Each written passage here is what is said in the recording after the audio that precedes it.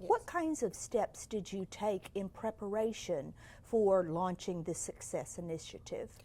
When we began the planning process, we looked at our graduation rate. At the time, we had a 19% graduation rate the year prior to starting to try to implement a plan for transformation of McLaren.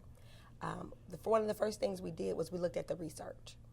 And of course, one of the major bodies of research we looked at was the National Dropout Prevention Center, and looked at what it takes to really and truly make a difference in increasing the number of students that were graduating.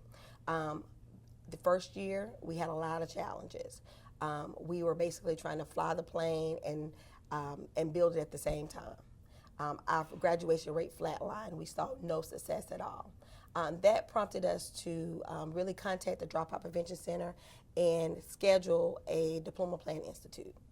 So we took a group of about 8 staff members, and we did an intensive look at our data through the help of the Diploma Plan Institute. We started looking at what we did well, what we didn't do well.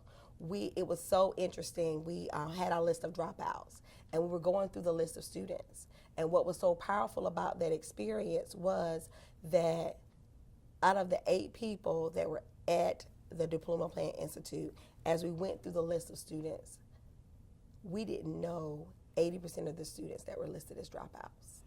Wow.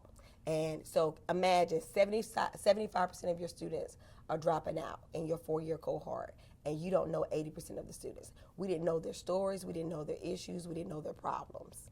We were doing school as usual, okay? And so at that point, we had to say, we're better than this, okay?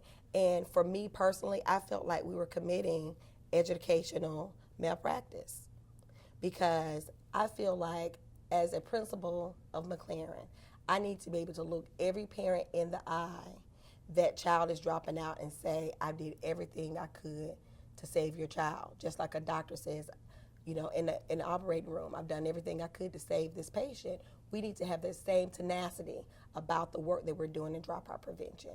And so from there, we began to develop new structures, new programs. What do we need to do? Identifying, doing an intensive needs assessment. What do we need to do to really impact what our students need in order to be successful?